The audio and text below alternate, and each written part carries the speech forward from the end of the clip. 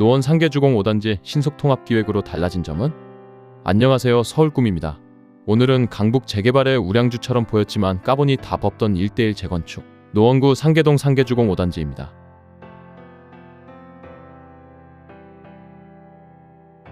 배경 임장 시기는 2025년 3월이며 지금 보시는 영상의 정보는 2025년 7월 공개된 정보입니다.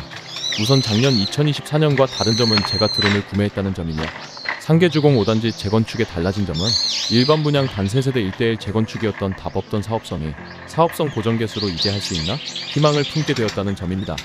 노원구 상계주공 5단지 재건축은 이렇게 하면 재건축 망한다의 표본으로 2023년 11월 공사비 논란으로 GS건설과 시공사 계약 해지, 전국구 이목을 끌었으며 5층 93%의 부할못들이 보면 환장하는 용적률로 한때 부동산 상승기 2021년 8월까지 거래되었으나 11평 단일 평형 몸테크가 어려운 점과 소형 평형 소지분 구조로 조합원 840세대로 재건축 완료 후 996세대 중 임대주택 153세대를 제외하면 달랑 일반 분양 3세대라는 점이 표면화되면서 조합원 분담금이 아파트 가격 6억만큼 나올 수 있다는 전망치로 인해 재건축하면 부자 된다는 망연한 허상을 깬 나쁜 의미로 게임체인저 재건축입니다. 끝날 때까지 끝난 게 아니다. 사업성 보정 개수. 사업성이 없으면 도와준다는 서울시의 의지로 CPR-하여 드디어 사업이 정상 궤도에 올랐다면 좋았겠지만 한국 사람들이 좋아하는 결말로 치닫고 있는 노원구 상계주공 5단지입니다. 그럼 어떤 의미로 재건축의 게임체인저 재정비 사업 불인이 개몽의 상계주공 5단지 재건축 리뷰 임장 시작합니다. 출발은 의외의 장소 7호선 수락산역입니다. 상계주공 16개 단지 다 둘러보기 위해 수락산역부터 마드령 노원역을 지나 중계역까지 둘러보며 그 중간에 상계주공 5단지를 담았습니다. 상계주공을 보며 목동 단지들과 비슷하다는 느낌을 종종 받는데 사실 따지고 보면 비슷한 연도의 건축 스타일로 외관 빼고는 닮은 점도 없는 것 같습니다. 그냥 아직도 재건축 안 되었다 정도만 같습니다. 같은 평형 비교시 목동 20평대 19억, 상계동 6억 원 3배 차이, 2025년 7월 기준입니다. 과연 부동산은 분석과 예측의 차이인지 단지의 운행운의 영역인지 고민하며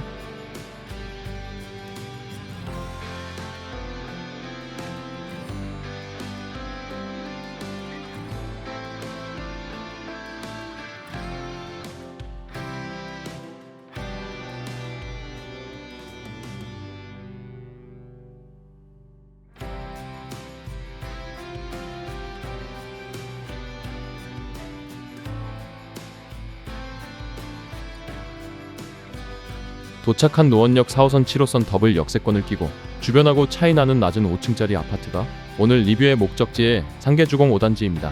2024년 임장 시에는 앞 상계주공 4단지에서 5단지를 내려보며 찍었는데 올해는 드론을 장만해 힘들게 올라갈 필요 없습니다.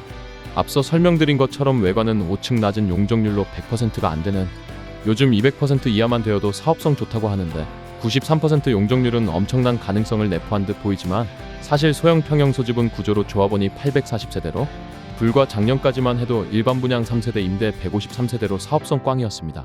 그로 인해 GS건설 제시 시공비가 평당 650만원, 비싸다는 조합원의 반발로 시공사 해지에까지 이르렀지만 지금은 오히려 더 오른 770만원의 시공사를 찾고 있습니다.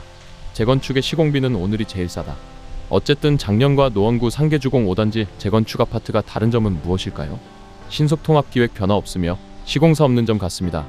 다른 점 딱 하나, 사업성 보정 개수가 다릅니다.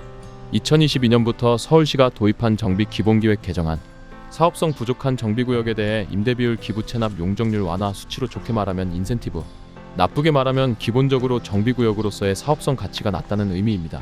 즉 스스로 못하니 도와준다 정도인데 이미 2022년부터 추진된 서울시 CPR 같은 제도지만 그동안 제도 적용에 있어 정비계획제안서 서울시심의 주민열람 조합총회의결 노원구고시까지 여러 행정 절차로 인해 이제서야 이 사업성 보정개수 기본기획 개정안 반영되었습니다.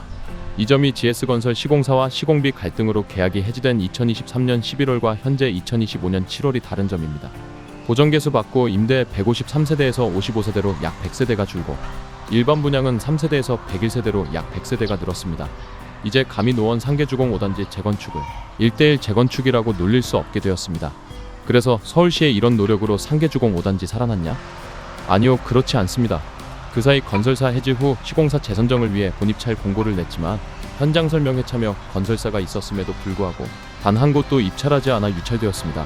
이는 아직 조합원들이 현재 재건축, 아니 재정비 사업 시장 흐름을 제대로 읽지 못하는 모습으로 조합이 제시한 770만 원은 작년 노량진 1구역 시공비로 노량진 1구역 사업성 좋은 재개발도 간신히 포스코 ENC 단독 입찰이었는데 지금 상계주공은 재개발도 아닌 재건축의 사업성 보전교수 서울시 노원구의 조력을 받으면서도 작년 시공비 770만 원을 제시하며 보증금 70억 조건 컨소시엄 참여 금지 등 누가 봐도 중견 건설사 입찰을 물리적으로 불가능한 구조.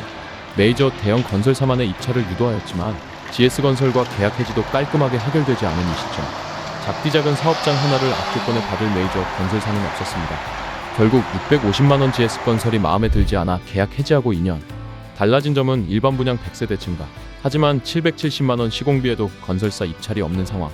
그래서 조합원 부담은 줄었나? 2023년 650만 원일 때 5억에서 6억 전망. 2025년 770만 원의 시공사가 선정이 된다면 5억에서 6억 전망. 변한 게 없다. 단지 시간과 시공사만 잃었다.